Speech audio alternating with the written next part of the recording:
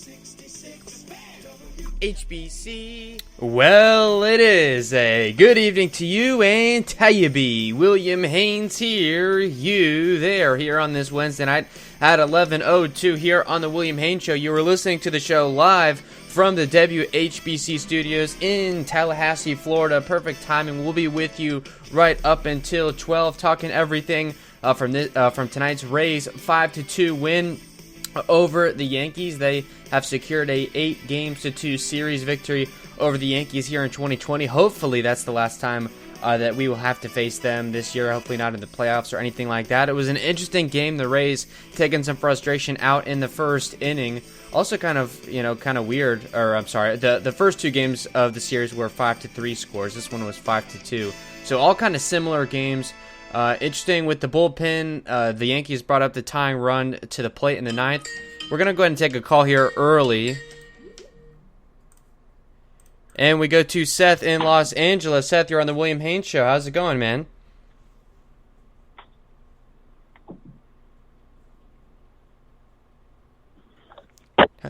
You there? Hello? Hello? Can you hear me? Alright, looks like we're having some problems with Seth. I'm going to try and get him, make sure we got everything. I think some issues with the microphone. Hopefully he'll hang with me here. Alright. Of course, this always has to happen. Oh, shit. Alright, well, we lost him there. We're going to try and get him back. I think it's just an issue. Technical difficulties on my part. Hopefully we can get him back, and that'll be all fine and dandy. We'll try and get him on the line. That was my fault. I think he'll call back here in a second. Alright, so we put that back on. It was Seth in Los Angeles. It was my fault. I had changed something in the settings, and of course the call didn't go through. So that was my mistake there. I think he's going to call back in a second. And we'll see. So again, the Rays 5-2, and we're going to go to him now. Alright, Seth in Los Angeles. Seth, can you hear me this time? Yeah, I got you this time. I'm sorry. That was technical difficulties on my end. I think it was on my end. It was something with my Skype setting. So apologies there. Go ahead. What can you say tonight? Well, you knew I was going to call in a second time this week because I had to talk about the suspension. Of course. Yeah. Well, all right. I mean, I did not expect. Does MLB listen to this show? They may be. It's catching on. The show's making waves. Did we not call it? I mean, we basically pretty much laid it out. The only one we missed was Tanaka. That was the only one we missed. We thought Tanaka would get one. Nothing from Tanaka. But, I mean, to be fair, what he did wasn't nearly as egregious, so I can kind of let it pass, I guess. But, I mean, I'm still not happy about it. But I'm just glad anything happened. I am just real glad anything happened. Let's just put it that way. Yeah, it was weird for sure, because Tanaka was obviously the most obvious intentional hit, but you think, the stuff with Chapman was much more egregious, so it was, I think, a positive sign that he got the 3-game suspension and he appealed it. I guess he could have appeared in tonight's game, but he didn't, which I guess was probably for the best.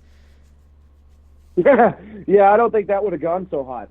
But, I mean, enough about, like, the crappy stuff that happened. Let's talk about the good stuff. I mean, that's the other reason I had to call in, like, oh, my gosh, this game went better than we could possibly have hoped. Oh, absolutely. Everyone was calling for the Mike Brasso revenge game, and boy, did he live up to that. 2 home runs, including one in the first inning, really taking the frustration out against the Yankees. That was such a good thing to see. Good team win all around, clinching an 8-games-to-2 series victory. I mean, House of Horrors has Yankee Stadium been for the Rays. They were 1-5 there, or 2-7, I'm sorry, a season ago, and now to go 5-1 in the big house this year. That's pretty cool to see. No, absolutely. And I mean, I have to give Brasso player of the game 100%.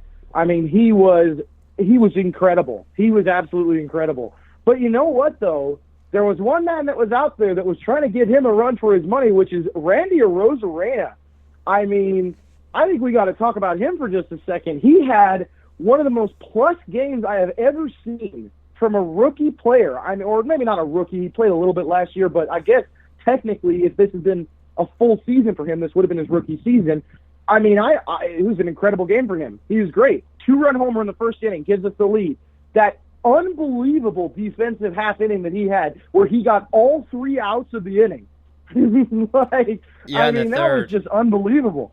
Yeah, it was really good, including that throw to seal the double play off of DJ LeMahieu. That was really cool to see. Again, his first home run is a Ray. I think really he can supplant himself here as a good right-handed bat at the top of the order, because usually the Rays just they don't go conventional with leadoff hitters and stuff like that. But Arozarena could emerge as kind of a real legit leadoff hitter that can get on base and maybe steal second, stuff like that. I think he's going to prove to show a lot of value, and I think that was kind of the thing about the Jose Martinez trade that wasn't talked about enough when we dealt Jose Martinez for basically not much, a couple of players to be named later. But it was really Arozarena that was the big piece in that trade, and that's why we gave up Libator, even though he was such a big piece. But yeah, you're right. Arozarena, absolutely fantastic performance tonight. I hope he stays with it, and obviously they'll keep him in the lineup here.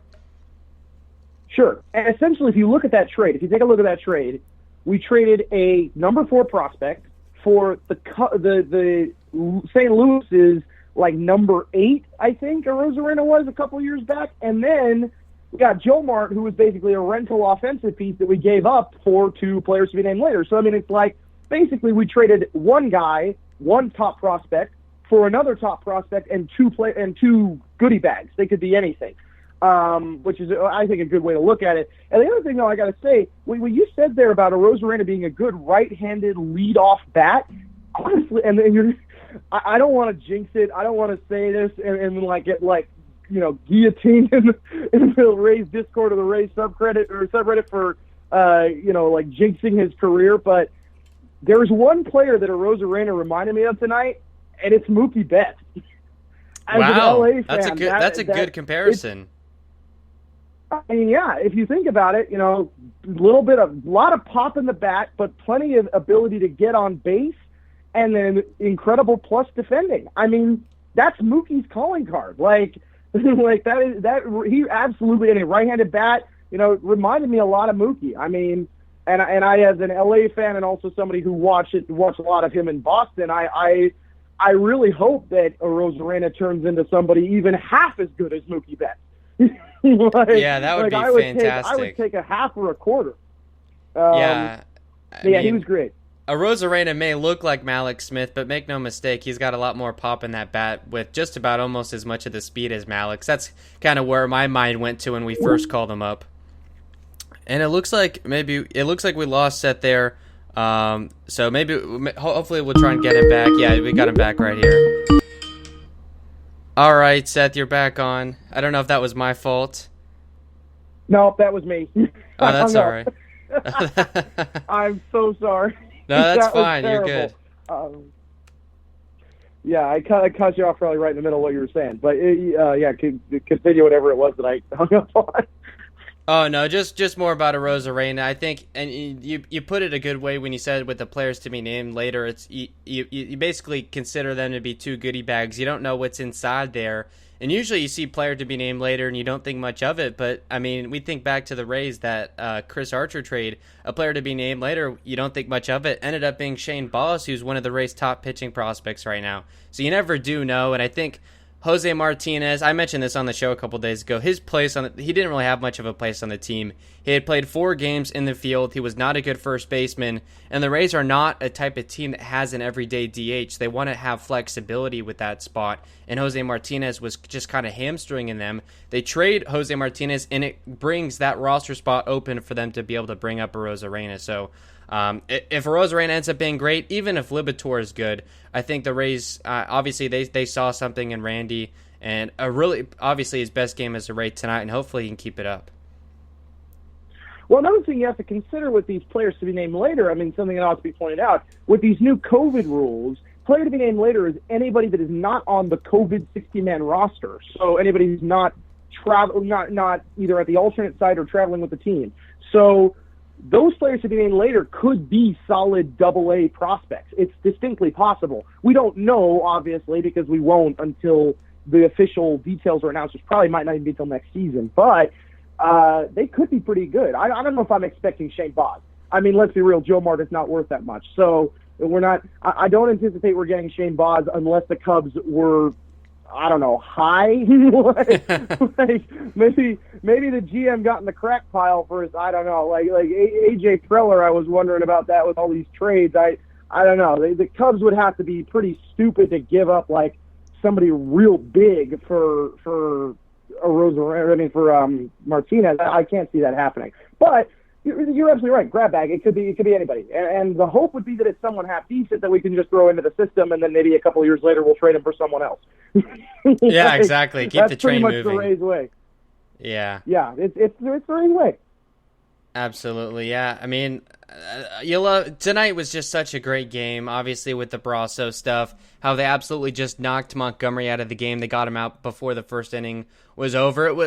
It was a little weird. I'm not sure with Matt Cottrero if he was given a blueprint on how to lay out the bullpen from Kevin Cash, because obviously Kevin wasn't in the dugout. Things could have gone sideways there at the end, but I'm glad Fairbanks was able to seal the deal, because that like I said, it could have gone sideways. In all honesty, I wasn't necessarily, some of the moves they made weren't necessarily the moves I would have made, but to be frank, we didn't really have much of a choice. I mean, Curtis is the kind of guy you want to put it in the early innings to get bulk, and Slager's kind of can be that. I mean, we saw him get what was essentially a start with the Blue Jays games where he threw a no-hitter for 4 innings. Right. But, I mean, that's not necessarily his – I don't know if that's the best role for him. I actually think what he could be now is almost a Beach replacement. That kind of like late inning stopper that can go for multiple innings, except the difference is he's a righty. So then you got to look at somebody else for the actual Beach replacement, somebody who would be the late inning stopper that you go for multiple innings, and I think that is going to be Cody Reed. Absolutely. If Cody Reed can be half decent, I mean, he's got a lot of talent. I really like his pitches. If he can be so much as half decent for the Rays in that role, then I would say that is an utter and complete success of a trade. Do we even give them anything for him? I have no idea. But maybe cash. I can't even remember what we gave for Cody Reed. For Cody Reed, it was a minor league pitcher that wasn't. He was a 9th round pick, so not a real big piece. Oh, well, yeah. I mean that'll if he becomes even close to the caliber of Beeks, then that would be one of the better trades we've ever made. If he can become even nearly that good, and I think really what that was is a buy low, sell high kind of deal. But yeah, no, I think definitely this was an interestingly run game by Quintaro, and I got to give him credit. He did a really good job. I mean, I'm not going to sit here and say that he did a bad job. He didn't. He ran the bullpen effectively enough And really the Yankees were nowhere. The whole game they were just nowhere. I don't know what's going on with them, but they were talking a real big game yesterday, and then they turned completely silent. just went into an utter and complete funk this whole game. I mean, LeMahieu was 1 for 5. That is uncharacteristically terrible for DJ LeMahieu. So they were talking a real big game yesterday, but they didn't show up. They did not show up. Yeah, DJ's 20-game hitting streak against the Rays was in jeopardy there at the end, and then, of course, he gets on in the 9th to make things interesting. When I was watching the game, because Castillo comes in early, I was questioning that, but ultimately the Rays have an off day tomorrow and then a series against the Marlins where they have all their good starters lined up. So I think it'll be fine in that department. I mean, another thing that is really what should be a big talking point in this game, Morton looked the best that he has all season. His fastball is back up to 95, where at the beginning it was only at 92 or 93, and the curveball had some really good bite to it. He got some tough breaks there with the pass ball and the strikeout, and also the drone delay kind of messing him up. But I think you couldn't have asked more from him in the 2 innings and 36 pitches that he gave him. And I hope within the next 2, maybe 3 starts, he'll be back to maybe the ground chuck that the Rays had in 2019. Morton was incredible in this game. He was very, very impressive. To see someone come off of a rather significant injury that put him away for nearly a month, and then to see him come back and be dominating, I mean, that was... He sat down guys like back in the old days, back last year when he was having a Cy Young caliber season and finished 3rd in Cy Young voting. I mean, he looked fantastic. I could not be happier with how that turned out. I mean, as somebody who was very concerned about where our pitching situation was going to be with Morton hurt, Chirinos getting Tommy John, and then all of a sudden Yarbrough getting a groin pull or whatever it was that resulted in him getting sat for 10 days. All of that was just sitting there making me think, do we have to sell or do we have to buy at the deadline? Do we have to hand off a half-decent prospect to, say, Texas or somebody like that to pick up Lance Lynn or maybe even send a package for Clevenger? I honestly thought that maybe the Rays were going to have to make a play for Clevenger, which would have been interesting to see. The package I floated multiple times in the Rays Discord for Clevenger before the Brett Phillips trade went through was Nate Lowe, Lucius Fox, and one other half-decent prospect, and then cash for Clevenger, because that would have given the Indians the plus outfield bat that they needed. Obviously, with the benefit of or plus infield or outfield bat, I should say. Obviously, with the benefit of hindsight, we now know that Seattle utterly and completely overpaid for Clevenger, but I would tend to think that that maybe we would have had to think about it were it not for the fact that these guys have stepped up over the last few weeks and managed to kind of fill in the void for Morton. But now that I see him back, I think we made the right decision by standing pat at the deadline. I think he can hold up over the next couple starts. I would tend to think the next start he probably gets bare minimum 50 pitches. 50 pitches, maybe 4 innings, whichever comes first, and then the start after that will probably get him up to 5. So yeah, I couldn't be happier. I was very pleased with that whole thing. Yeah, and about maybe them buying a starting pitcher, I think that was a conversation that we had a couple of weeks ago. With the way the postseason is going to line up, the Rays pretty much would have been working with a 3-man rotation, so I wasn't so much concerned as who was going to be the 4 or 5 starter. The Rays at that point and still now are primed for a playoff position, really no matter what happens. I guess the 3-man rotation, if you had to pick now, obviously Snell and Glasnow, and then you pick who's healthiest. If Morton and Yarbrough are back, or maybe you give Fleming a look. I mean, I'm not sure I would want to throw him to the Wolves in October, but you have that option. He's looked good his first 2 times out. I definitely would not want to throw Fleming to the Wolves that way. I would prefer, in a 3-game set, my optimal, and this might sound crazy, but my 3-game set would be Snell first, Glasnow second, Yarbrough third would be my 3-game set, because I don't anticipate that for the very first week of the playoffs, Morton's going to be all there, 100% back. I feel like we might want to have somebody who can get a little more length in the last game, especially if it comes to that, if it has to be another game, if we don't sweep the first 2 and it has to be another game, then I would almost rather say let's do with somebody more length and go with Yarbs, because he's been getting a lot more length, and he'll be most likely he'll be fully stretched out. I mean, a groin pull isn't the same as an arm injury. Was it a groin pull? I think it was a groin pull that he had. Whatever it is, it's not the same as an arm injury. What Morton had was a shoulder injury, and that's the kind of thing it's going to take him a bit to stretch out. So I don't know. I mean, I can do the math in my, like a scribble note math in my head. I think he's got, 4 more starts until the postseason. So, I mean, maybe Morton stretched out enough where he could give us length in that final game if it has to come to that. But honestly, I think Yarbrough would be the guy I go to. And then I would want a 4-man rotation for the ALDS. I would prefer a 4-man rotation for that. I would go Snell, Glasgow, Morton, Yarbrough, and then whoever first pitches in the last game. But definitely Fleming is probably going to get a postseason start at some point. Like, it would not surprise me if he at some point gets a postseason start this year. For whatever reason, be it in a lengthier series like the ALCS or World Series, or be it in something else, it would not shock me if he gets a postseason start, but I would tend to think his usefulness would come more as a bulk reliever. But we'll have to see. I was going to say, like a year ago, where Yarbrough in 2019 was part of the rotation, but instead of starting in Game 4 of that ALDS against the Astros, they go with the opener. They have Castillo, I think he went for 1 or 2, and then you had Yarbrough, I think, for 4 1/3 coming back off of that. So I would imagine if Fleming was to make an appearance, it would be off of an opener. Hopefully Castillo isn't the closer come October time, and Nick Anderson and Oliver Drake, and I think we're both on the same page as far as being doubtful about Jose Alvarado's future, but I'm hoping the bullpen looks a little bit better, because as good as Sleggers and Curtis and Sheriff has looked, those aren't guys you want to see in high leverage spots in October. I think we can both agree on that. I would prefer to avoid Sleggers in a high leverage spot unless we see him more this season and he proves to me that he could handle it.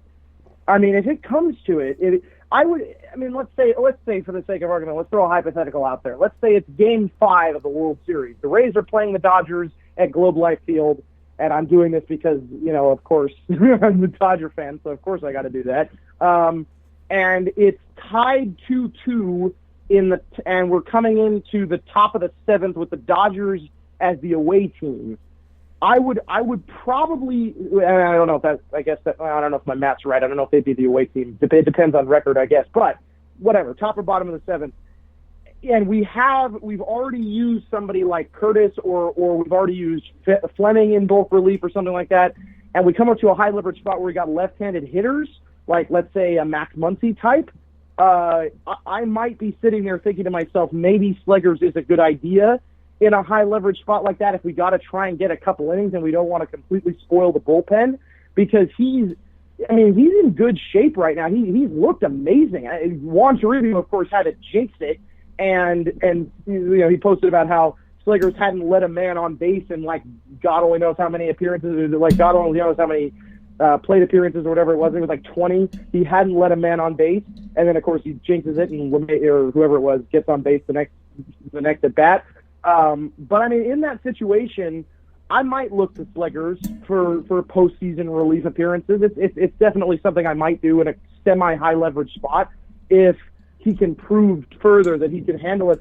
Certainly today, I think he proved that he can handle that kind of pressure. We bring him in for 2 innings of relief. I think he came in the bottom of the 7th and left with 1 out in the bottom of the 9th.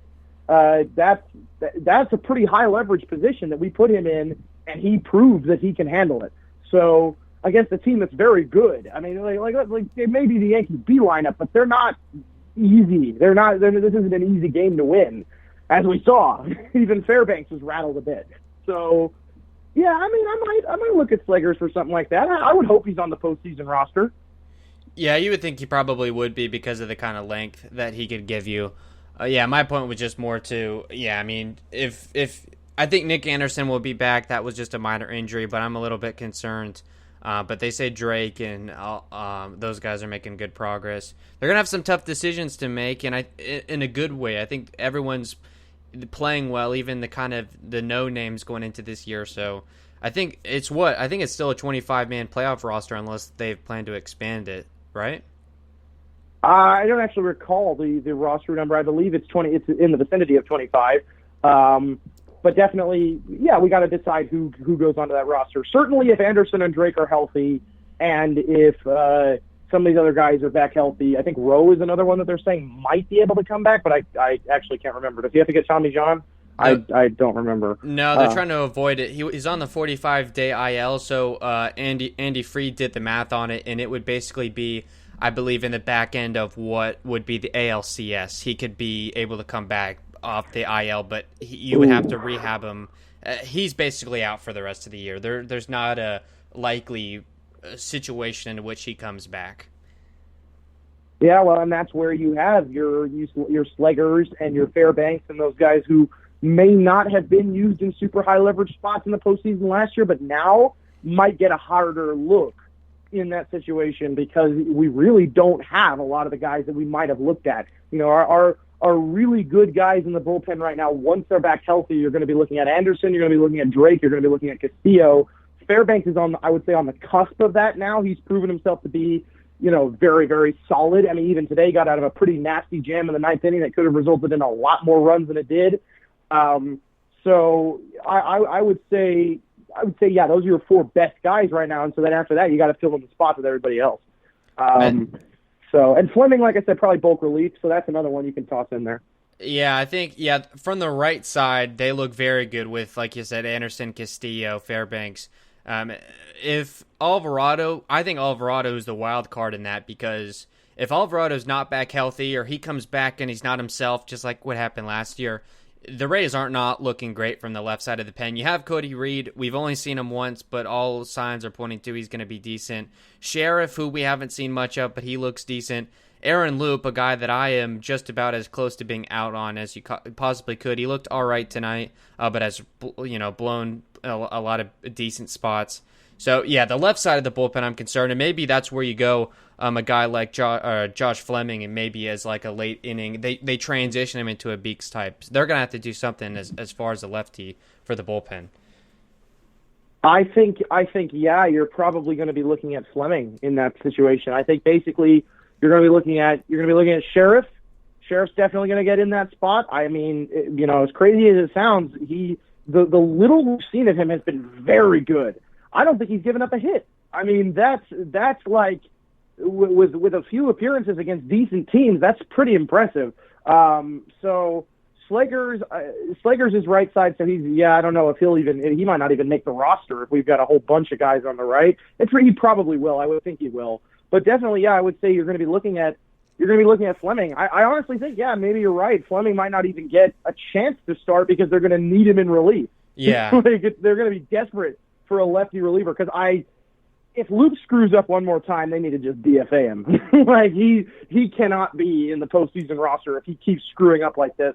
I mean, today he didn't give up anything particularly egregious, but there have been a couple of games where he has been very bad. So we need to be careful with him. He definitely is the kind of guy who I feel like probably should be a lefty specialist, if anything. He should be played like Kolarek. Instead of having him come up in spots as just a regular reliever, we should try and put him in places where there are multiple lefties in a single inning. He probably makes the postseason roster. If he doesn't screw up again, he'll probably make the postseason roster as a lefty specialist. I would think we'll probably be carrying 8 to 9. Yeah, the 3-batter minimum has really kind of phased out that Aaron Loop, Adam Kolarek type, which is unfortunate because that's where the Rays in years past have done all their work. Ryan Sheriff, to me, he's 30 years old, had a couple of arm surgeries, I believe. He had a perfect inning against Baltimore and a perfect inning against the Marlins. That's all we've seen from him. So he was pitching this year for the first time since early 2018. So in my mind, the jury's still out on him, but I think he's a big wild card as far as the lefty bullpen. I think, like you said, Fleming will probably have to play in that spot as well, especially if Loop's not there. So that, in turn, puts big pressure on either Morton or Yarbrough to come back healthy to be that third man in the rotation in the postseason. What's kind of unfortunate, and I hate to say that the Rays kind of did something wrong in a trade. The Rays gave Adam Kolarek to the Dodgers, my Dodgers, who have utterly and completely failed to use him in the situations where he's supposed to be used. I mean, I could not tell you what Dave Roberts was thinking when he didn't put Kolarek in against Soto. He would have absolutely eaten Soto alive in the ALDS after that Rendon homer. Kolarek would have gone in there and just attacked the zone and gotten him out. And then we don't even have the Howie Kendrick home run, and it's the Dodgers who are hoisting the trophy instead of the Nationals. So I don't know what possessed him to do that, but Kolarek is rather unfortunate we gave him up because he's that guy who, even with the 3-batter minimum, he can actually get righties out. Like, I don't think Luke can. I mean, the guy is really, really shaky against righties. I mean, if you notice tonight, his best performances where he didn't give up walks or hits were against lefties. So like, he's the traditional lefty specialist who now with the 3-batter minimum is completely dead, like dead in the water. You got to send him out for more innings or for more for more batters. My apologies. But with Kolarek, I think he's actually that guy who could have been all right in this environment and who actually has been excellent for the Dodgers. So I almost wish we hadn't given him up because he would have been really good with this new stupid rule that I hate. I think everyone hates the rule. It's really unfortunate, just kind of more incompetency from the Major League Baseball office. Yeah, I think maybe we were sold that Aaron Loup was going to be an Adam Kolarek type. It certainly has not lived up to that. I think Aaron Loup his role is really pinned in a really small box. I think in my mind, and I kind of think along with Kevin Cash in this way, I would not bring Aaron Loup in unless there's a lefty up with 2 outs in the inning, meaning you can pull him, because I'm not going to, or if there's multiple lefties, I will not let him see a righty just because of how bad the splits have been this year. You can't trust him. With a 25-man roster, I wouldn't have him on there either, which is a shame because, as we said, the relievers from the left side is so scarce with Alvarado and those guys out. Colin Poche as well. Right. It's ironic we kind of were quipping, or I was the other day, I was quipping about how bad Fleming's splits were against righties. And then, of course, every time I say something like that, every time I insult a player or quip about how they don't have very good stats or something like that, they always go up and prove me wrong and have like an incredible game. And so, of course, the second that I make a quip or something about how Fleming has bad stats against righties, he goes up and completely shuts down the Marlins lineup, which is full of righties. And I'm just like sitting there like, well, I guess I'm a moron. Like he definitely has proven that he can handle those guys. He doesn't have those, like his splits in the major leagues have been way better than his splits in the minor leagues. And Loup just isn't that guy. Loup is that guy who you throw in against lefties. You cannot put Loup on with runners on base like we did in that game against the Blue Jays, and then Randall Grichuk just utterly obliterated that ball straight to left field. Like you cannot do that. Well, you can't put him on with runners on base, even with 2 outs. If there's runners on base and he's not facing a lefty, you cannot put him in. And that is a serious problem when you're looking for somebody who's trying to fill a void in the left side of the bullpen. It's just not going to work. He really is going to have to either ridiculously change his game to the point where he can prove to me or more accurately prove to Kevin Cash and Kyle Snyder that he can pitch against righties, or he's not going to be on the postseason roster, and let's just be real about that. What's so bizarre to me, I pulled up Aaron Loop's page on Baseball Reference. He's actually faced 12 more righties than lefties. He's faced 36 righties and 24 lefties. Against righties, he's given up a 219 batting average, and against lefties, a 263 average. So the stats actually tell you that he's better against righties, but we know in a big spot that hasn't bore out, so that's a bizarre kind of stat to see, that's the way it's worked out. And I think that's the nature of the 3-batter minimum is for some reason Aaron Loup has seen a lot of righties. But I think another thing to your point, he's very bad with runners on base. I don't know what the issue with him is. I don't know, early 30s, he's not the typical Rays reliever. We brought him in to kind of plug that Adam Kolarek hole, and he just hasn't been able to fill it. Maybe the yips. That's the only thing I can think with runners on base. Maybe he gets the yips. That's like, it's possible, but I mean, he's 30 years old. He shouldn't be getting the yips. That's what you get worked out in the major leagues to avoid. So I don't know. He's weird, and honestly, he's been better. There have been instances where he's been good, but I honestly feel like he's been good against teams that are just bad. He's been good against bad teams with bad right-handed hitters that have been bad and have struck out or grounded out or done something against him that's kind of artificially inflated those stats, would be my guess. Because when he's faced teams with good right-handed hitters like a Randall Grichuk, he has not performed. So I don't know if I set too much stock in those stats, at least as of right now. Yeah, all of his numbers against the Blue Jays, he's faced them for whatever reason 7 different times, and it seems almost every time he faces the Blue Jays, as he said, with all the righties, he's given up an earned run everywhere. So maybe if they're smart about where they use him, and you know how detailed they are about prep, especially going into a postseason game. But I think that's a conversation that really can't be had until late September, because the roster is probably going to be quite different by that time. But a lot of tough decisions on their hands, and we as Rays fans, I think we always get the pleasure of seeing Eric Neander have all the plates up in the air, and somehow it all comes out okay on the other side. Yeah, we've definitely gotten the chance to see them work really well. And it's funny because we're looking now so far ahead that we've completely avoided talking about the game. But I think that's honestly because there's not all that much to say. Like this game was just such a dominating performance from the Rays in all facets, other than having some screw-ups and bad luck with runners in scoring position.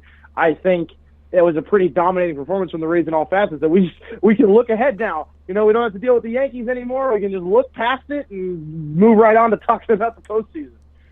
Yeah, it's going to be a really interesting rest of September, because we're going to face Boston for 4 more games, the Orioles for 5, but outside of that, it's all NL East teams and teams that we haven't seen. We're going to get to see the Mets, the Nationals, the Phillies, so the playoff position is already fine, so I think as Rays fans, it'll be cool just to get some different teams, and thankfully we won't have to see the Blue Jays and the Yankees, which have been the teams that give us the most trouble. So I don't know how many wins they're going to be able to go for, and I would, just as far as bragging rights, I don't think seeding is going to matter, especially as you said, if it's in a neutral site, but just to stick it to the Yankees this year and hang a banner for 2020 AL East champs would just be glorious.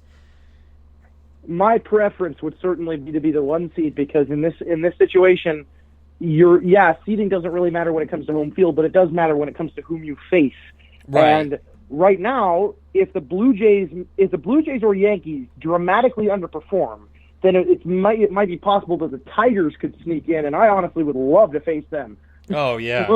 I'd be happy to face the Tigers as the 8th seed. If we can be the 1 or the 2, I'd be perfectly happy to deal with that, or even with the Twins, or one of those teams that's just reliant completely on the long ball.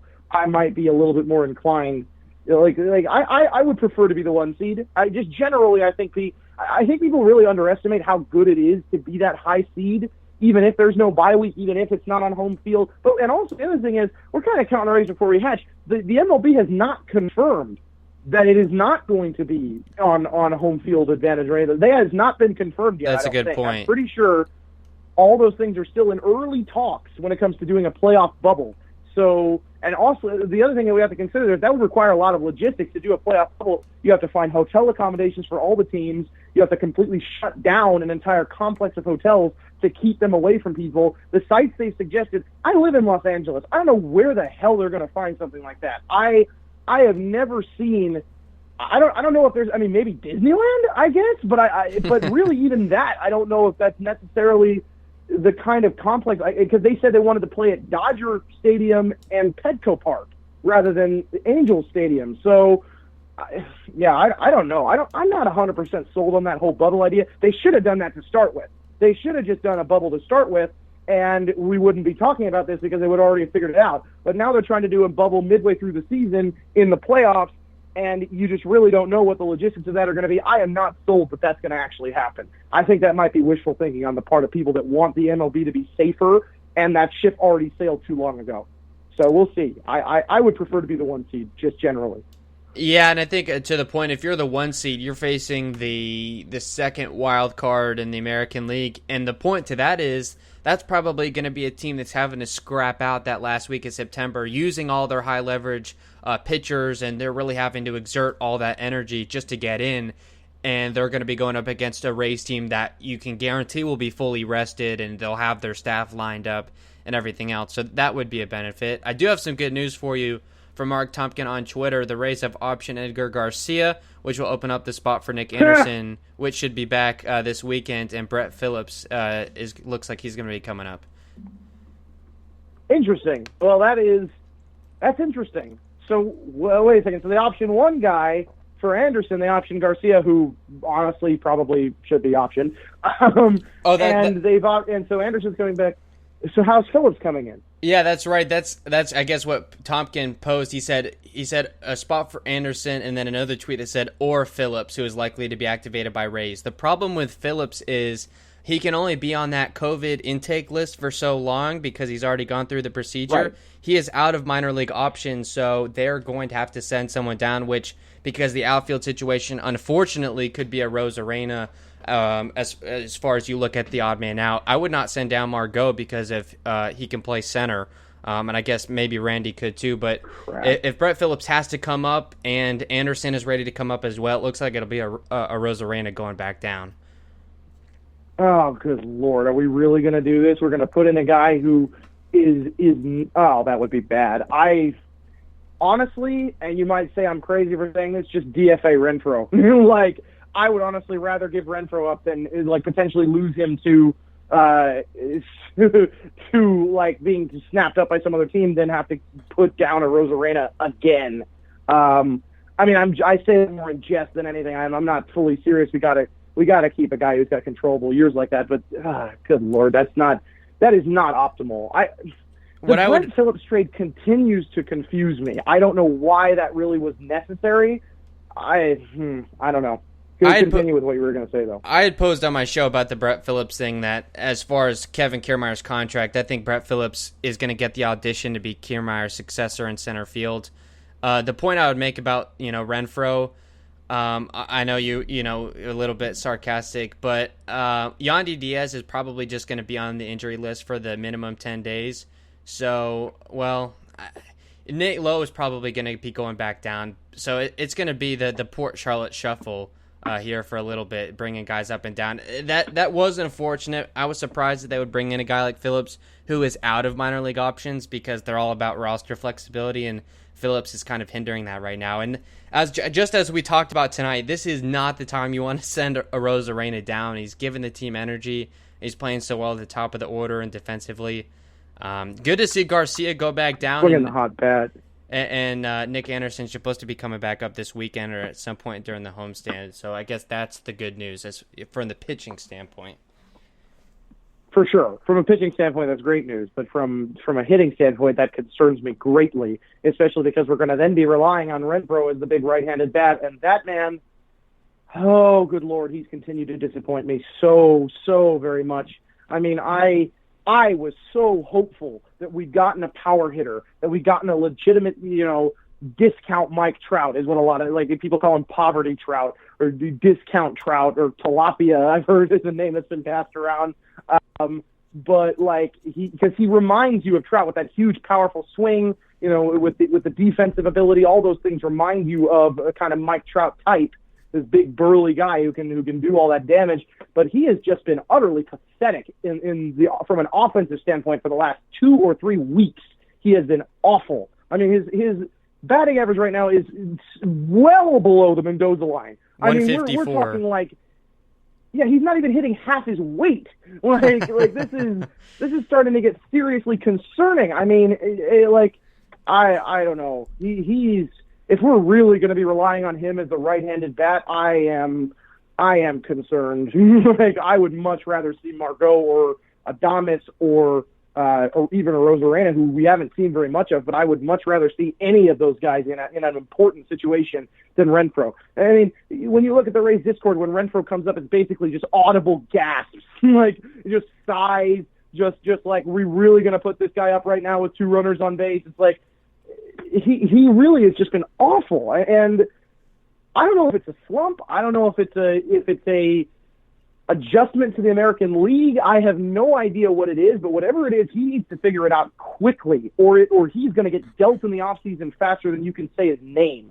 I mean, he's going to be gone. I would expect that for him to be moved in the offseason. What I would say about Renfroe all the baseball wise guys, when he was in San Diego, the scouting report on Renfroe is if he's an everyday starter for you, he's a 220 hitter that'll hit 40 home runs. He'll give you that exciting home run, or as Dave will say, he'll get hot for a week and then be cold for another 2. The thing about Renfroe, again, that Dave Wills posed on the radio broadcast tonight is Renfroe has not been an everyday player this year, and he is not adjusting well to being that pinch hit or, once every 3 days in right field type.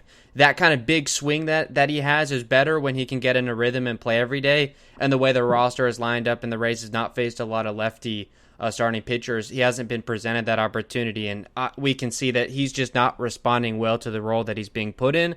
And I think the Rays will respond accordingly and probably deal him, especially with the logjam that they have in the outfield moving forward. Yeah, I agree. All of those points you just made are fantastic. I hadn't really ever considered any of those things. I hadn't really thought about the fact that we might be not using him enough, but I want to be honest with you, we can't. We cannot afford to use him in those situations if he's going to continue to put up just utterly terrible numbers consistently. So he's got to get dealt. And the problem what really sucks about this whole situation is that we traded away Jake Cronenworth for him. Which now Jake Cronenworth would be infinitely better in literally every way. Plus defender, plus hitter, just in every possible way, he's better than Renfroe right now. The Padres are kind of laughing at us, I think, which is, we certainly won the Manuel Margot trade in every capacity. Like Pagano's been terrible for them because he doesn't have the warlock Kyle Snyder whispering in his ear and doing his black magic. But when you're looking at the Renfroe trade, we got back Xavier Edwards, who is probably a very good prospect, but we have such an incredible amount of great infielders. I don't know if he ever sees time in a Rays uniform. It's distinctly possible that he gets shipped off next deadline as well, or the next offseason, I should say. So really, we got completely fleeced. If Cronenworth wins Rookie of the Year and Renfroe gets dealt in the offseason and Edwards gets dealt in the offseason, unless we get back a really good piece for Edwards or really somehow a really good piece for Renfroe, because we're going to be selling incredibly low on him, I have no idea whether we just completely chucked that trade. It's distinctly possible that we made a huge mistake by dealing Cronenworth the way we did. Pham, I'm not too concerned about. Older, kind of running out of time in his prime, probably going to be good for the Padres, probably going to do well on the Padres, get more everyday starts. Just Pham's fine there, but giving up Cronenworth, I think, is going to be something that we could regret for a very long time, depending on whether or not either Renfroe or Edwards pans out or whether both of them are dealt for good pieces. Yeah, that Pham Renfroe trade, it was a 2-for-2 basically, so I guess they thought that, getting the salary dump if Pham was good and they got Renfroe in return, and I guess the price of admission was a downgrade in prospect. You give up Cronenworth and you get Xavier Edwards back in return. So I think Cronenworth was an infielder as well, but he's looked really good, so I guess the only thing that the jury's still out on is if Edwards could be potentially better than we think. The infield is going to have a little bit of a logjam. They're not going to be able to keep everyone, obviously. Loud they have locked up. Adames is not locked up yet, but you would hope they will. Franco will be coming up eventually, and I would imagine he'd be playing third base and keep Adames at short. But then what do you do with Vidal Brujan, Xavier Edwards? Those are guys I'd imagine are probably just going to be chips for future trades. But it is. The Rays do, they got to feel like they got burned a little bit with the way Cronenworth has been playing this year. I'll give you that.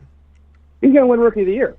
He's going to win Rookie of the Year, and he came up in our prospect farm, and the Padres did literally nothing to get him or develop him. We did all the work, and they're going to reap all the awards benefits, and he's potentially going to be valuable in the postseason. I swear to God, if he eliminates the Dodgers, I'm going to be incredibly angry. I'm going to be so mad. That will make me beyond furious if he's involved in, eliminating any team that I like. I will be very angry with that decision. I don't know.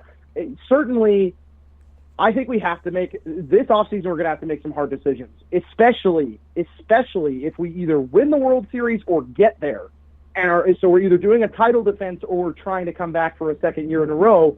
We are going to have to make some decisions that are going to result in people not being so happy. And specifically, I think those decisions are going to be, we got to start dealing high-level prospects. Not Franco. Franco is untouchable. Brendan McKay is untouchable. Any of the pitching prospects, I would say, like the really high-level ones, like McClanahan and Boz, I would say should be untouchable. But the ones we really have to think about dealing are Edwards and Vidal Brujan and maybe even O'Grady. Some of these guys, we're going to have to take a look at them. And we're going to have to say, do we need these guys taking up positions where there's a log jam, or do we need to just deal them? Or we got to look at players on the major league level. I said Nate Lowe was a possible, or Nate Lowe, so many Lows and Lows. Nate Lowe was a possible trade piece. I said that already. I said maybe package him for a Clevenger type. He might be one that has to go. I mean, as sad as that would be, because he seems to really enjoy being a Ray, he might be one that's got to be looked at, because otherwise we're going to have a huge logjam in the infield, we're going to have a huge logjam in the outfield, and we're going to have a bunch of pitching prospects coming up as well. There has to be kind of a mentality where if we lose some of these guys, we're not going to lose the first-place farm system. If we lose Vidal Brujan, if we lose Edwards, we're probably not going to get knocked down a whole bunch of notches.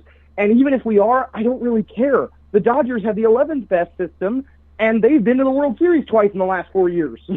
And all their big guys have graduated. So it's like, and they still have the 11th best system. So quite frankly, I do not care if we have to deal some of these good guys to make room or to avoid log jams and get pieces that could result in us winning now. I would say, as long as you don't sell the entire farm for win now, which is essentially what the Padres did, and now the Mariners have an incredible farm system that's probably going to get them somewhere unless they continue to be the disappointment that they always are. We have to start thinking to ourselves, we can do both. We can and should do both. The Dodgers did that this offseason, and they did it very well, acquiring Mookie Betts by giving away two guys that would have probably caused a logjam at positions that they were already good on. You don't really need Jeter Downs, don't really need Alex Verdugo, you get Mookie Betts. We got to start thinking about whether or not we could do something like that. And I think we should. I honestly think we absolutely should. And I think that this is something I know we're both on the same page about, because that when you first called, this was what we discussed. I think what direction the Rays go in the years forward is going to depend on Stu Sternberg and how wide his checkbook is opened. The unfortunate nature of this season is, even if the Rays go and win the World Series, there's going to be no fans at games. It's estimated that the average team is losing about 70 or 80 grand per game that's played, and you already know how Stu Sternberg is going to feel about that. And I would imagine, even if they go far, it's probably going to be the major leaguers that get dealt, and all those young prospects where there once was a logjam, if they're ready, they're just going to bring them all up, because it's a lot easier to pay guys 500 and 600 grand and have them under team control for 4 to 6 years than pay guys $5-6 million a year. Like a guy like Nate Lowe, if he's not traded, I imagine he'll just take G-Man Choi's place at first base and so on and so forth, and they'll just go in that way. I would agree with that general characterization. Yeah, it probably will come to that. Unfortunately, there will be some people that are dealt. Mike Zunino's probably gone. He's a free agent anyway. They're not going to re-sign him. We've got We've got Ronaldo. We've got Kevin Smith, who cost nothing, and we've got Perez, who cost nothing. So Zunino's gone. That's $4 million in the payroll gone. Kiermaier, God, I hate to say this. It hurts me physically. I am staring at my little outlaw action figure of him as I say this. But Kevin Kiermaier is not long in a Rays uniform. I would say if he is not dealt this offseason, I would be absolutely stunned if he is not gone. He's scheduled to make $11.5 million in his age, I think, 31 season, which the Rays, that's not how they work. He's not worth that much to the Rays, and I think that's why they got Brett Phillips. No. You'd rather pay Phillips $500 grand than pay Kiermaier $11.5 to get probably just about the same amount of wins above replacement, I would imagine. And that is just Stu Sternberg being the pathetic individual that he is, just being like the continual cheapskate that he is. But I mean, in all honesty, there's nothing we can do. It comes to the point where, yeah, because the fans couldn't even show up to the games, and we can watch on TV. I do. I support on TV, but that doesn't do anything for Sternberg. That doesn't put money directly into his pocket. The fans can't even come to the games like the Mariners in '95 and show Sternberg that we're worth that. we unfortunately just can't do that with this season. So yeah, I would tend to think some significant pieces are going to get dealt, and it's going to be a sad day for some Rays fans. There are going to be some fan favorites that get shipped off or just walk. I mean, Zunino I don't care about. Zunino can walk. Let him go. I don't really care. But there are going to be some fan favorites that are going to go, more than likely. I would hope that Stu Sternberger is not stupid enough to get rid of somebody like Tyler Glasnow or Austin Meadows. Let one of them walk. The franchise cornerstones. That would be incredibly pathetic and stupid of him, and that would be the kind of thing that would make me want to protest outside Tropicana Field. And I don't even live in Florida. But hopefully he's smart enough to deal pieces that if they must be dealt, and if they are fan favorites, and they must go, then I hope that he would be smart enough to deal ones that do not provide an incredible amount of wins of replacement and are not stars that are legitimately incredible for us. Another thing that this conversation could totally take a different turn is what happens with Charlie Morton. That's another thing that changes this entire conversation. Charlie Morton's will be paid, what, $15 million next year, something in that vicinity, if he takes his option. If he does not take his option and instead decides to retire or test free agency, then I would imagine that Sternberg will either let him walk or let him retire, and we'll bring up a young pitcher to replace him. Because that's going to change the whole conversation. Because I believe it. Am I wrong? $15 million? Is that right? I believe so. Yeah, the player option for the third year. The gauge that I've got, and obviously I don't have a good pulse on that situation, I don't imagine Morton would be coming back. He's not the same player he was last year. He's got his home in Bradenton. His plan was basically just to play for Tampa Bay for 2 years and get settled into his lifelong home. I mean, I think the Rays are going to hope that he opts out, because I don't think they're going to want to pay a 36 or 37-year-old Morton $15 million. The thing I would say about Glasnow and Meadows as well, because I'm glad you brought that up, if both of those players continue on the trajectory that they're on, I can't imagine the Rays will be able to keep both of them. I think it's going to be one of those David Price gets dealt midseason kind of deals, and you get what you can out of it. Adames is like the Rays Jeter to me. He just is kind of that staple that can play every day, and he plays a good shortstop. I think they're going to value that. You're not going to be able to keep everyone, which is just so unfortunate. And it's the same sing and dance every year, and they'll ship guys off and bring new guys in, and that's just the story of the Rays. Well, I think a lot of financial capital is going to be freed up by the inevitable loss of Zunino, the potential loss of Kiermaier, and the inevitable loss of Morton. Those three put together, that frees up about half our salary, give or take. It's a little under half, I think.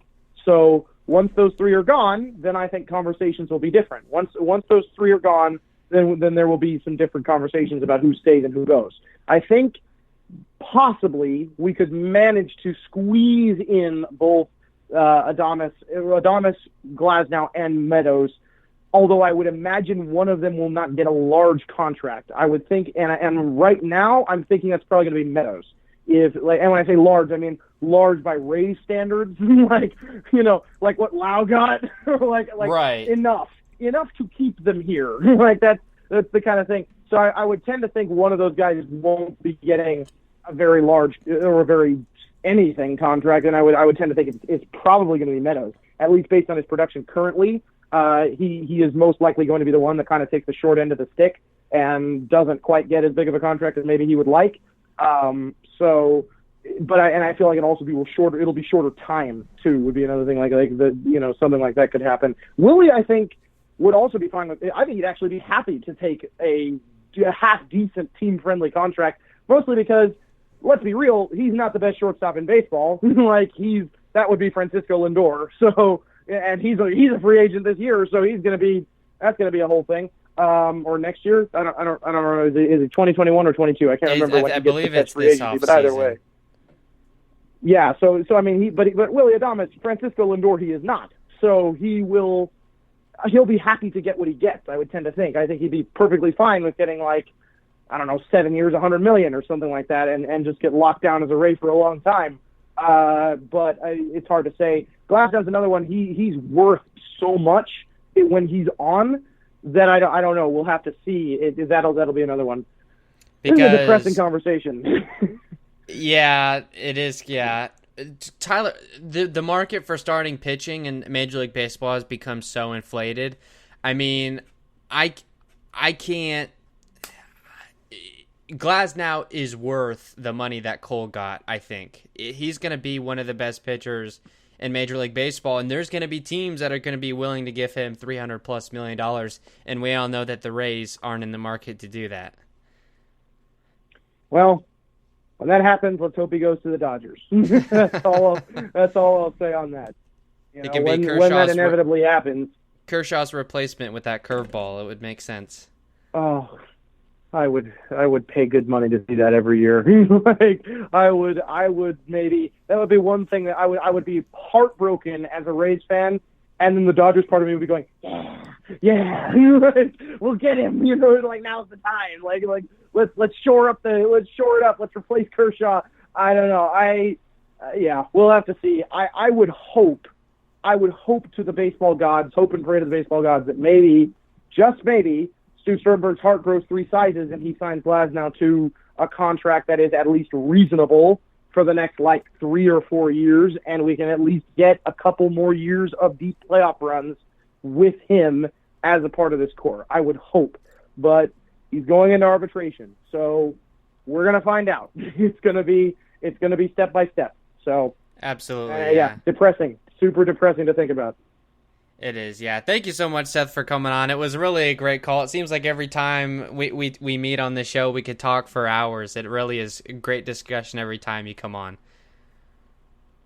I deeply appreciate that, and I think my 2 in a row double dip will probably be the last you'll hear of me for a little while, but we'll see how it goes. I had to talk about this great win we had, and then of course, as our usual conversations tend to go, we ended up veering into the future, like the great beyond of the Rays. But it was wonderful speaking to you, and I'm happy to do it, and I hope to hear from you again soon, or to be on again soon. It is, yeah. You're welcome anytime. Of course, as always, the show is always better when you're a part of it. Thank you again, Seth. Have a good one. You too. All right, well, there he goes, Seth from Los Angeles. Again, as I said, I mean, the shows can't get any better than that, having those kind of deep conversations. I'm glad that we were able to have it, Seth, if you're still listening, because, again, it was such a great win tonight. There wasn't much to talk about, though, let's be honest. It was the first inning. It was Brasso really getting the game started with a bang, and then after that, it was the role of relievers as we see the parade of the bullpen day. It was the Yankees having a bullpen day of their own. Not a whole lot of intrigue there. There was only 1 run scored. Actually make a correction before that 9th inning. Let's see so I get it exactly right. There was a total of 2 runs scored after the top of the first, so not a whole lot going on. The conversation, I guess, is obviously led to being more big picture because of the Rays winning the season series 8-2 and finally sticking it to the New York Yankees, including a place where they haven't been able to do it in so long. Here at 12:03, we've run a little bit long already, but that's okay. If we have anyone still listening and would like to call in, we would love, of course, to hear from you. You want to shout in triumph about winning over the Yankees, we'd be more than happy to take that call. You can make that call at 877-566-1020. We're going to take a quick little break. We'll give you some hockey and basketball scores and then take a minute or so break and be right with you. We'll break down tonight's win inning by inning when we come back. HBC.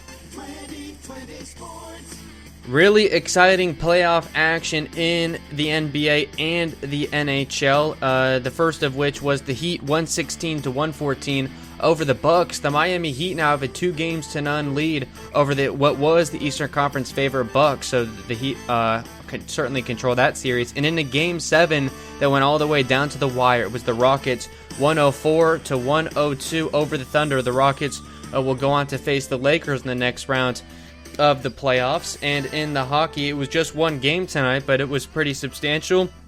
The Avalanche 4-1 over the Stars. The Avalanche have gone from being down 3-1 to now forcing a Game 7 that will take place in a couple of days. So hockey is really coming down to the wire there. Again, we're going to take a short break. You can make a call into the show at 877-566-1020. We'll be right back. Hey, sports fans! William's currently in the can, but he'll be right back. We're currently on a commercial break, so don't touch that dial. Remember, you can call us at 352-639-0036 or drop us a line on Twitter at WHBCStream to tell us what's on your mind. We want to talk sports. We want to get unruly. We want you to tell us what you think so we can argue. Anyway, when all that's said and done, please stay tuned for William's world-famous Around the XFL podcast and other projects that he's currently got in the works. Please visit WHBCStream.com, and thanks again for listening in.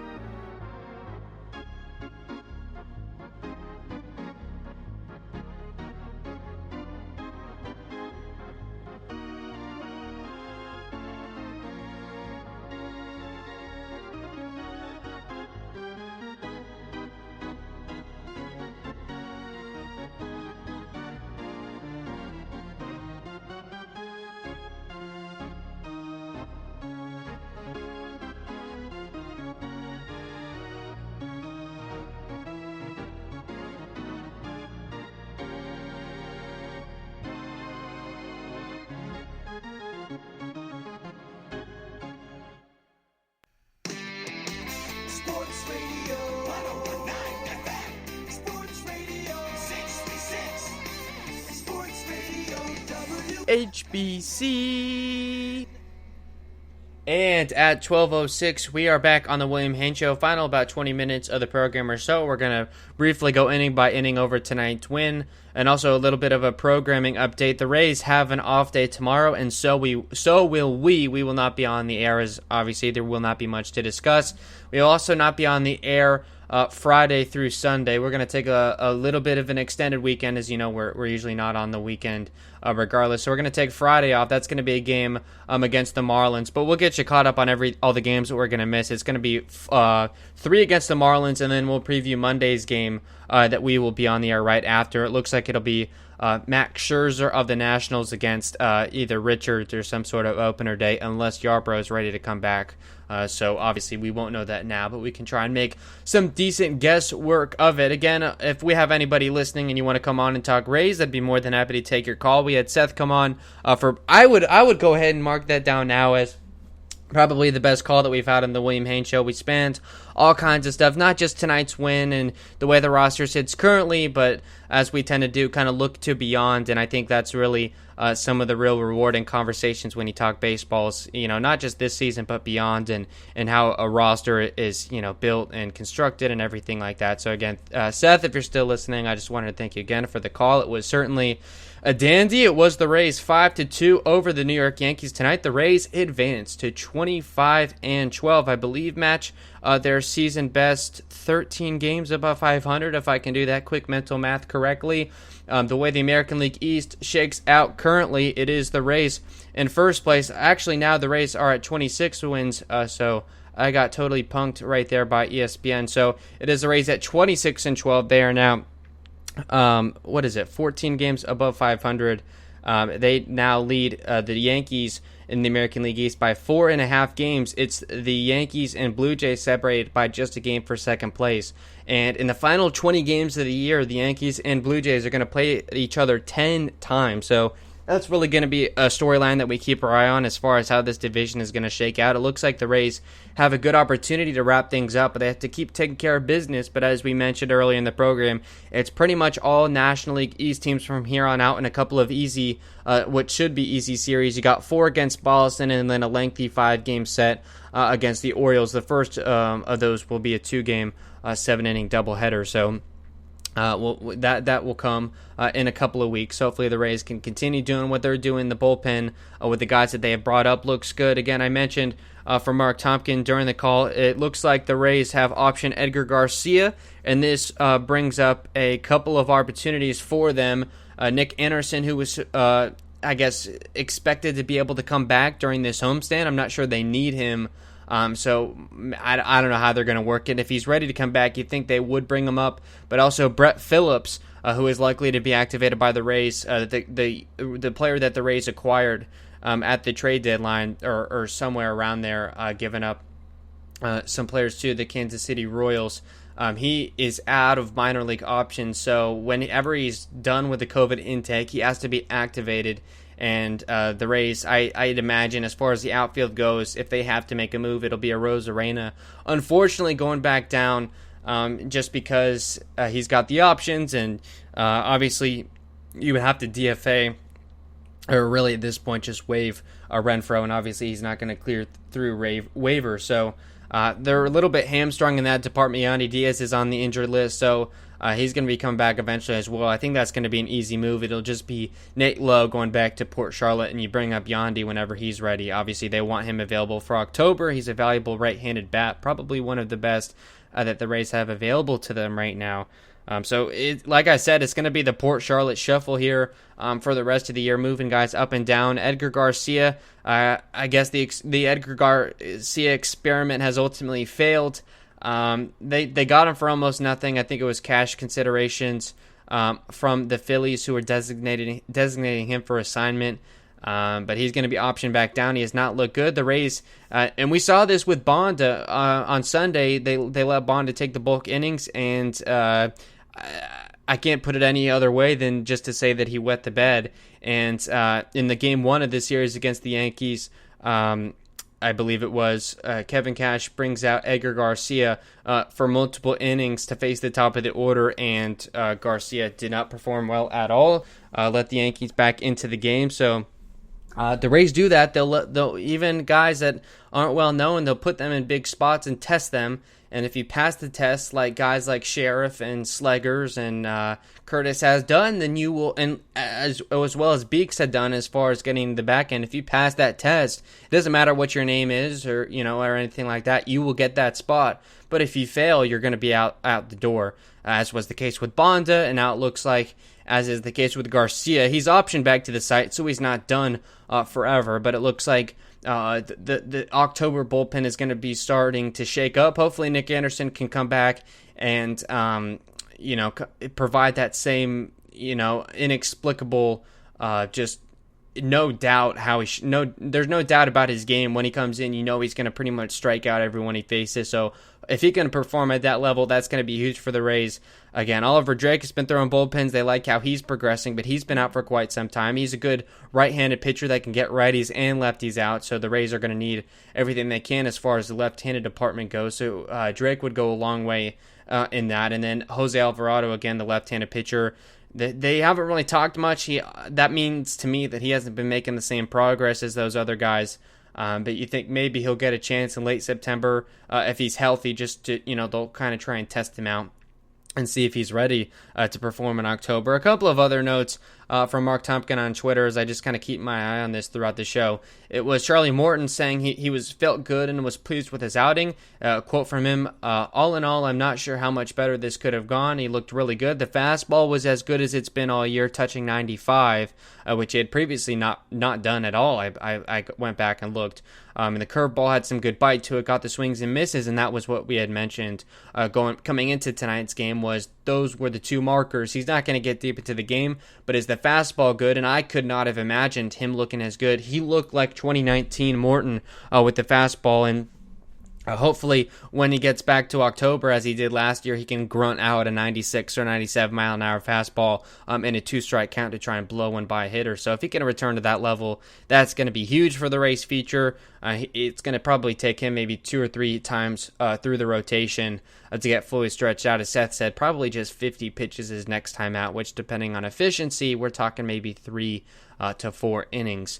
And also another thing from Matt Catrero, who was basically the acting manager tonight, on Brasso hitting 2 homers tonight versus the Yankees. Quote, it was emotional. A lot of us had tears in our ears, a special moment I'll never forget. And then, of course, I just got duped by Tompkin. He made a correction saying tears in our eyes. So that is a weird quote to me. We certainly didn't see that on the telecast on Fox Sports Sun. Tears in multiple people's eyes. Maybe Catrero did. Looked like everyone was just really excited. I don't know about that, but obviously emotions were, in high order and were certainly involved in that first inning where the Rays tied a team record to opening the game with 5 straight hits and ultimately knocking Jordan Montgomery out of the game before the first inning was done. So Those are the kind of things that make a season. If the Rays go deep in a game, and the documentary is made 15 years later, that there's it's going to be Matt Cottrell in an interview room, and he's going to be saying that was the night we knew, that we could beat anybody. And you see things like that, and it just the Rays. 2018, 2019, this core, they're young guys. They just love playing baseball. They're so good playing as a team. And tonight's win was really big for them to bounce back, not only from the loss, but just of the controversy of all the beanball that was going on. Tanaka hitting Wendell in the first inning, and Chapman throwing at all three batters he faced in the ninth inning of yesterday's contest. As Steve Carney says time and time again, he's the Rays radio insider.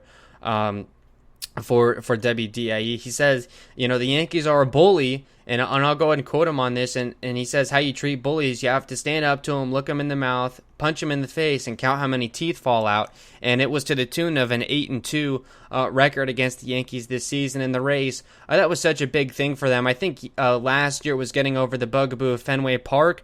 They had the most wins in Fenway, more than any team since I think the Orioles from the 10s or 20s or something bizarre like that.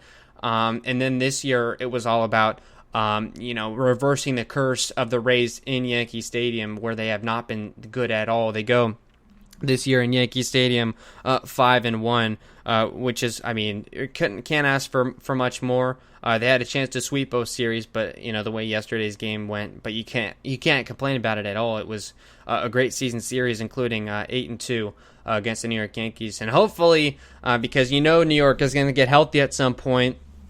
And get Paxton and Stanton and Judge and all those guys back. I believe Gleyber Torres is out right now as well. So they've got a lot of guys down, and you see even with their kind of B lineup, LeMahieu and Voit, and even with Ford as a top three, that's a very good top three, and that's not even them at full strength. So I think the Rays kind of caught them at the right time. And, standing up to the bully, I think all the momentum is in their way. As far as talking points for tonight's game, not as much takeaways from, say, a box score. I think it's bigger than that. And it was, as I just said, standing up to the bully, overcoming adversity, all that stuff that we love about sports. It was the Rays doing tonight, as they've been doing for the past handful of seasons. But officially, of course, we'll talk about everything, the stats and all that. The way the team lined up defensively tonight, they made some substitutions late, but initially it was Arozarena in left, it was Margot in center, and right it was Renfroe, and in the infield from left to right it was Wendell. At third, Adames, the birthday boy, he turned 25 years old today with another multi-hit game, played shortstop. Brasso played his first game at second base this year, I believe, and at first base in his season debut, it was Nate Lowe. And it was Kevin Smith catching, and it was Charlie Morton, the starting pitcher. And the way the lineup was ordered, which really surprised me, it was Margot leading off, followed by Arozarena and Meadows. Brasso cleaned up, which of course, he was going to do in a big revenge spot. He was amped up. Good managerial job, either by Cash. I'm sure he made the lineup card the night before, or, this morning, whatever. But Matt Cottrell, the acting manager, followed by Adames and Wendell, and a bottom three of, I believe, Renfroe, Smith, and Lowe. So, Lowe batting ninth, I think, was good because, he went 0 for 2, but had a couple of walks, also struck out twice. But worked some good at-bats. Andy Fried on the radio broadcast made a note that he looks very comfortable in 2-strike counts, which with a power hitter is what you like to see. With the 2 strikeouts tonight, but poise in 2-strike counts is what helps you certainly avoid those bad strikeouts that we see kind of with, Adames with men on base where he'll just bite on a slider, several feet outside the plate. To be able to have poise, and I believe he worked himself back into like a 2-strike count and worked a walk. So a lot of good things from Lowe tonight. Of course, what everyone did in the first inning, the way that lineup was constructed certainly worked. Wendell went 0 for 5. He's having a bit rough go of it. Renfroe struggled again. We talked about that with Seth. I think they're not putting him in the best place to succeed. Renfroe is a player that needs to play every day, and the way the roster is constructed, he doesn't have that opportunity, and it's been to the tune of a 154 average. He goes 0 for 3 tonight with 2 strikeouts. Really not much takeaways outside of that. Obviously, Brasso with his I believe his second or third multi-home run game of his career really looked dynamite. It was obvious, he was out on a mission, and, big revenge game for Brasso. You like what you see there. Arozarena looked really good. He goes 1 for 3, knocks in 2 with a 2-run homer in the first, and also walks once, does a strikeout, but he gets on base twice, and with a defensive play, he was very valuable to the Rays. And it's been kind of the worst kept secret as far as Arozarena, a guy that we haven't seen until, on Sunday was his first game for the Rays. But everyone has kind of anticipated that he could be that kind of energizer bunny in the lineup that, at the top of the order can do some damage. As Seth had mentioned, in really an apt comparison, had Arozarena's best, he can be a Mookie Betts type.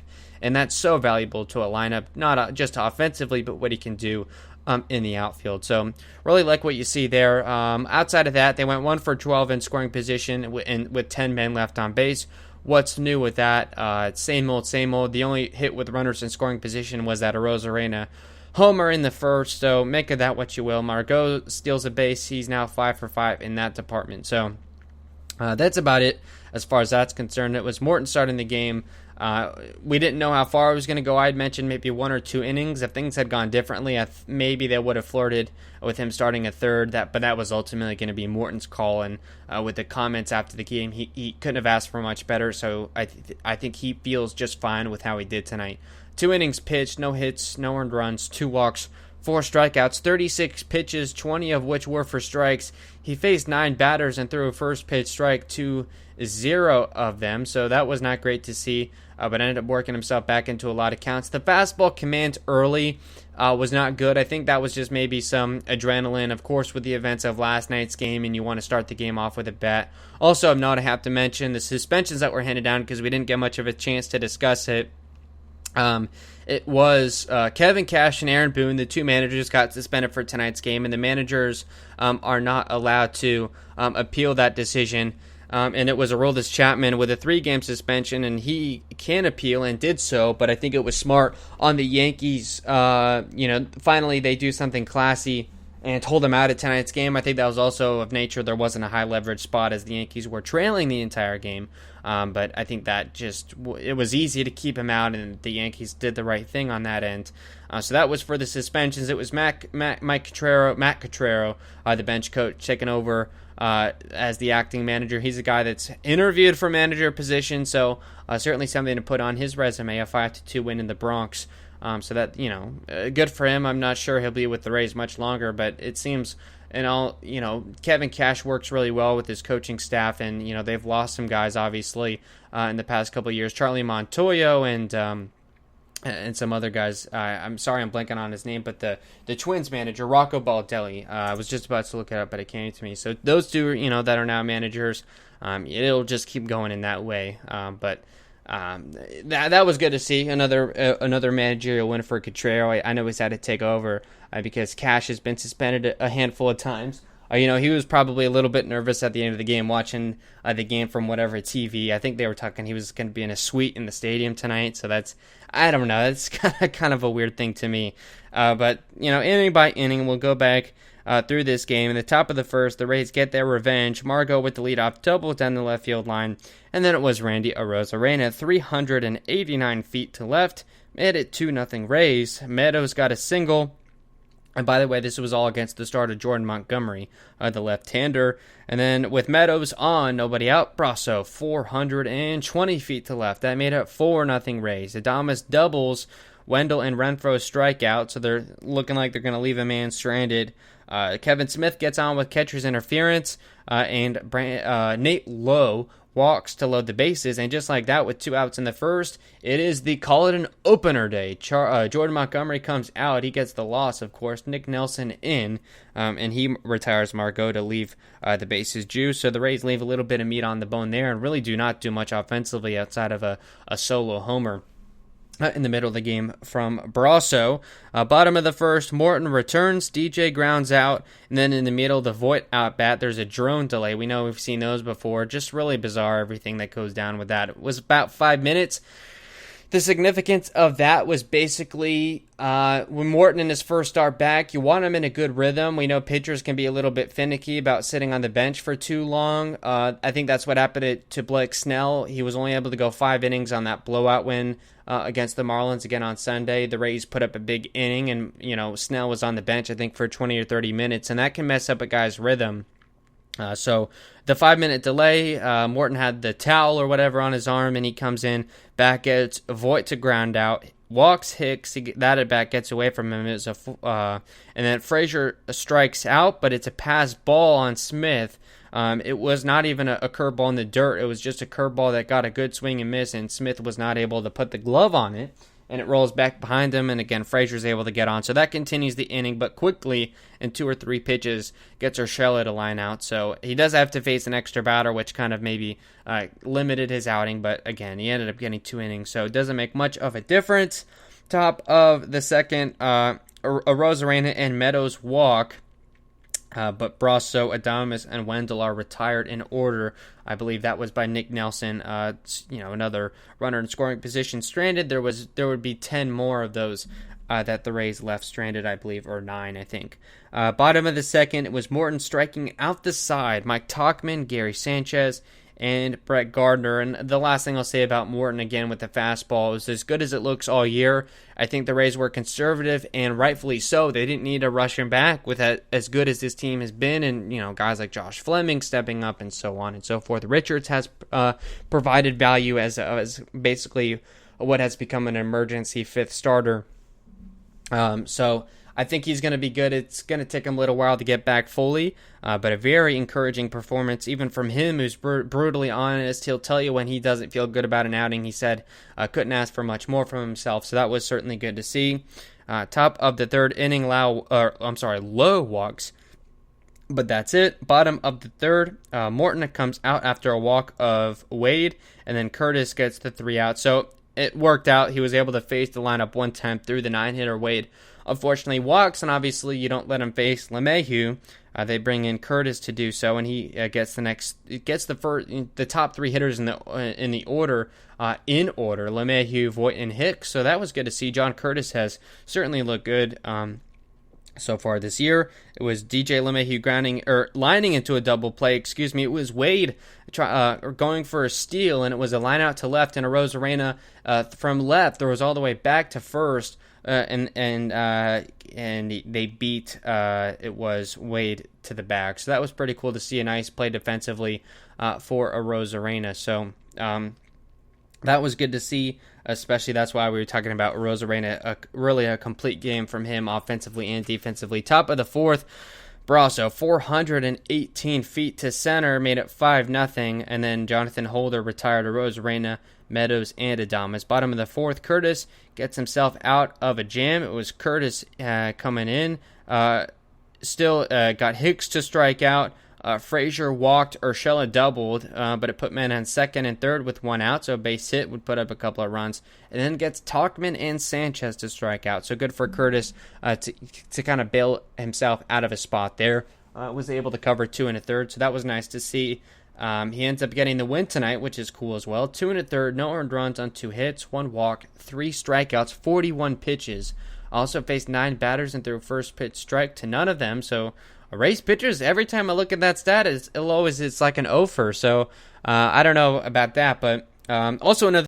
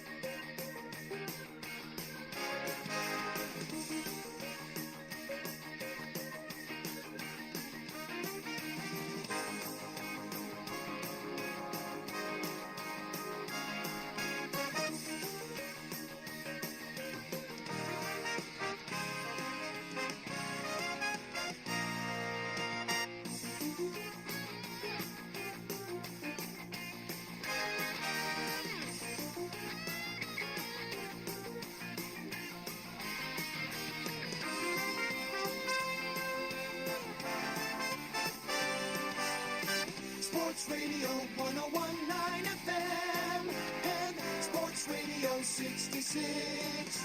The Fan. HBC